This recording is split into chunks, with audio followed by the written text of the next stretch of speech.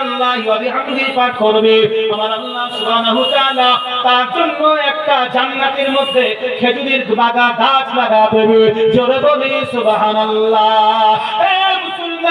আজকের দিনে নামাজ পড়লেন আপনারা, আল্লাহ পাক যাকে জান্নাতের মধ্যে প্রবেশ করাবে ওই ব্যক্তিকে আল্লাহ কোনদিন কোনোভাবেই তাকে জাহান্নামে দেবে না।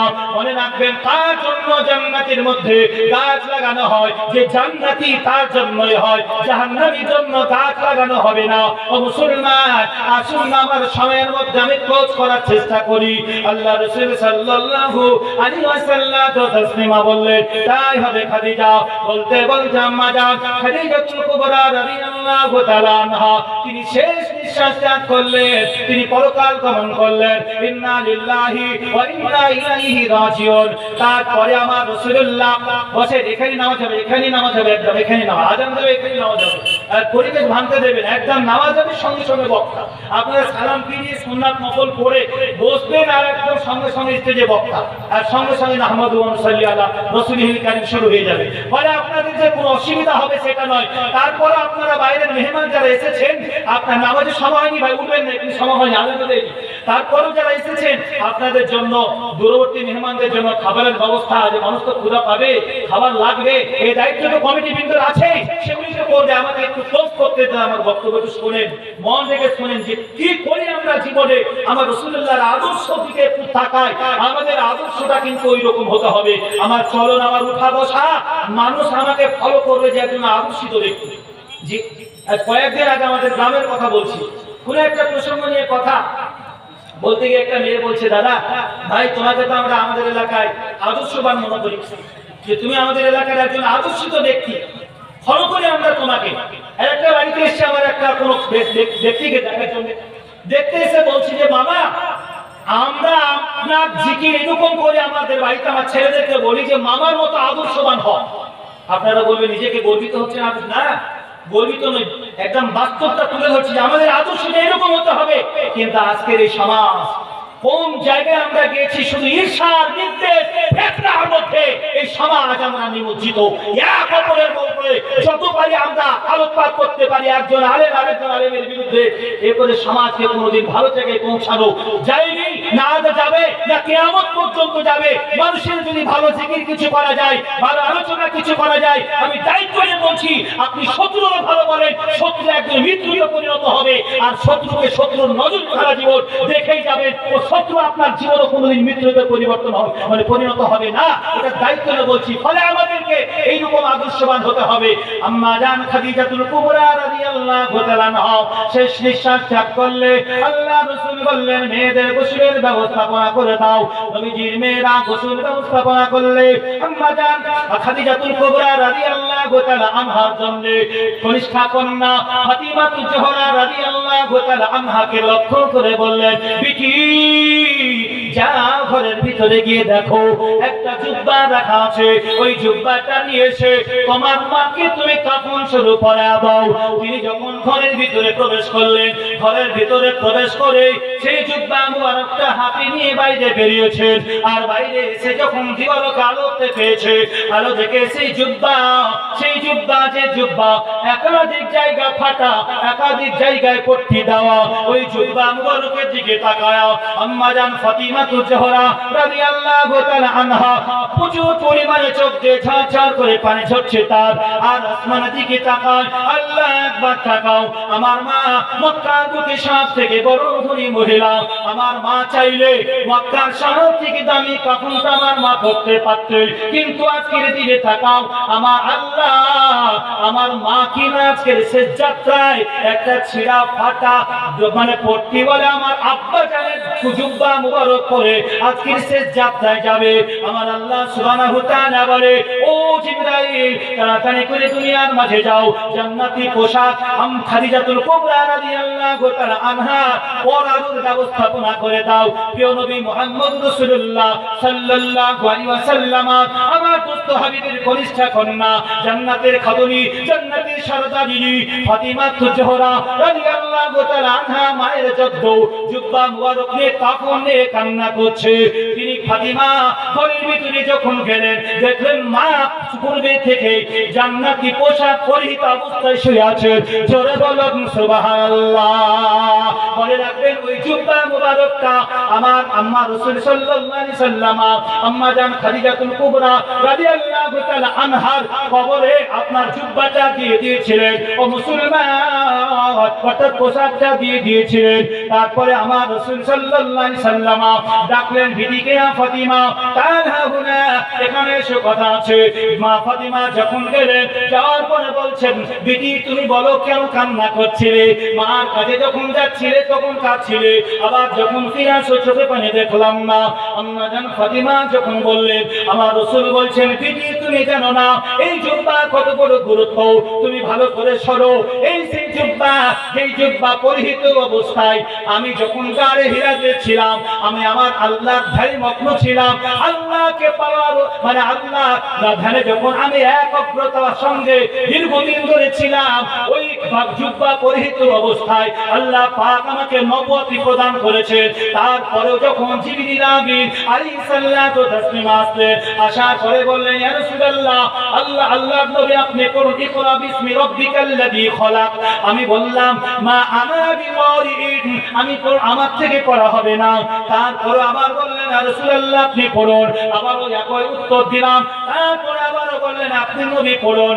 আমার সঙ্গে যখন বুকের সঙ্গে বুক লাগা দিল জিবরিল আমিন আলাইহিস সালাতু তাসলিম বুকের সঙ্গে বুক লাগা দিয়ে আমাকে বললেন ইয়া রাসূলুল্লাহ আপনি পড়ুন। আর যেমনই বল আমি পড়তে শুরু করে দিলাম ইকরা বিসমি রাব্বিকাল্লাযী খলাক খলাকাল ইনসানা মিন আলাক ইকরা রাব্বুকাল আকরামুল্লাযী আল্লামা বিল কলম আল্লামাল ইনসানা মা লাম ইয়ালাম। ও ফাতিমা, আর কেউ না জানো, তোমার মা জানতেন ভালো করে এই জুব্বার কত বড় গুরুত্ব, যার ফলেই তোমার মা এই জুব্বা পরার কথা ভেবেছিল, অন্য কোনো উদ্দেশ্য নয়। ফাতিমা বুঝতে পারলে জুব্বার কত বড় গুরুত্ব। আমার রাসূলুল্লাহ সাল্লাল্লাহু আলাইহি ওয়াসাল্লাম তাসলিমা আম্মা জান খাদিজাকে নিয়ে যখন জান্নাতুল মুআল্লায় নিয়ে গিয়ে যখন খাদিজা রাদিয়াল্লাহু তাআলা আনহাকে যখন দাফন করে দিলেন, দাফন করে দিয়ে আল্লাহ রাসূল সাল্লাল্লাহু আলাইহি ওয়াসাল্লাম তাসলিমা সাহাবারা তার মাটি দিয়ে একের পর এক সাহাবারা দাফন করে মাটি দিয়ে বাড়ি থেকে ফিরছেন। আল্লাহ রাসূল দাঁড়ায় রয়েছে, আবু বকর সিদ্দিক রাদিয়াল্লাহু তাআলা বলেন ইয়া রাসূলুল্লাহ নবী গো আপনি নবী চলুন বাড়ির দিকে চলুন। আর কেউ নাই, কোন সাহাবা নাই, সব সাহাবা নিজ নিজ বাড়ির দিকে প্রত্যাবর্তন করেছে, নিজ নিজ বাড়ির দিকে তারা চলে গেছে। আপনি নবী চলুন বাড়ির দিকে চলুন। আল্লাহ সুবহানাহু ওয়া তাআলা জিবরিল আমিন আলাইহিস সালাতু ওয়া তাসলিমাকে বলে জিবরাইল তাড়াতাড়ি করে দুনিয়ার মাঝে যাও, আমার প্রিয় নবী মুহাম্মদুর রাসূলুল্লাহ সাল্লাল্লাহু আলাইহি ওয়াসাল্লাম তাসলিমাকে গিয়ে তুমি জানা দাও যে আমি তার পূর্বেই খাদিজাকে ক্ষমা করে দিয়েছি। আমার রাসূলুল্লাহ সাল্লাল্লাহু আলাইহি ওয়াসাল্লাম তাসলিমার কাছে জিবরিল আমিন আলাইহিস সালাতু ওয়া তাসলিমা আসলেন। আসার পরে বলছেন ইয়া রাসূলুল্লাহ নবী গো আপনি নবী বাড়ির দিকে চলুন, আপনার প্রিয়তমা পত্নী খাদিজাতুল কুবরা রাদিয়াল্লাহু তাআলা আনহাকে পূর্বে আল্লাহ ক্ষমা করে দিয়েছে।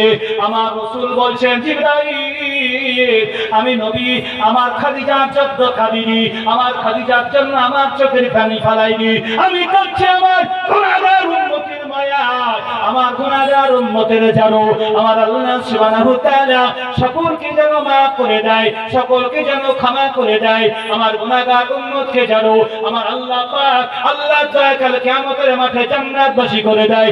জোরে বলুন সুবহানাল্লাহ। বুখারী শরীফের হাদিস, আল্লাহ রাসূল সাল্লাল্লাহু আলাইহি ওয়াসাল্লাম তাসলিমা যেদিন লম্বা একটা সাজদা করবে, একদিন 50,000 বছর সমান হবে দিন, সেই দিনে আমার রাসূল সাল্লাল্লাহু আলাইহি ওয়াসাল্লাম লম্বা একটা সাজদায় পড়ে থাকবে। আমার আল্লাহ সুবহানাহু ওয়া তাআলা বলবেন ইয়া মুহাম্মদ, বুখারী শরীফের হাদিস, ইয়া মুহাম্মদ ইলফারাসাকা সালতুতা ওয়াসফা তুশফাউ আও কামা ক্বালা আলাইহিস সালাম।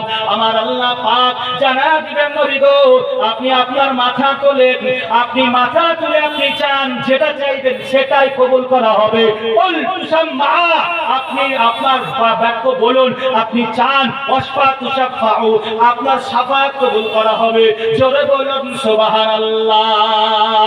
এই মুসলমান মুসলমান, আমার আপনার নবী প্রিয় নবী মুহাম্মদুর রাসূলুল্লাহ সাল্লাল্লাহু আলাইহি ওয়াসাল্লাম যার আগের গুনাহ মাফ, পিছনের গুনাহ মাফ, যে নবী মুহাম্মদুর রাসূলুল্লাহ সাল্লাল্লাহু আলাইহি ওয়াসাল্লাম তাসলিমা 63 বছর জীবনীতে আপনি কোনদিন নবীজির এই জীবদ্দশায় পাবেন না।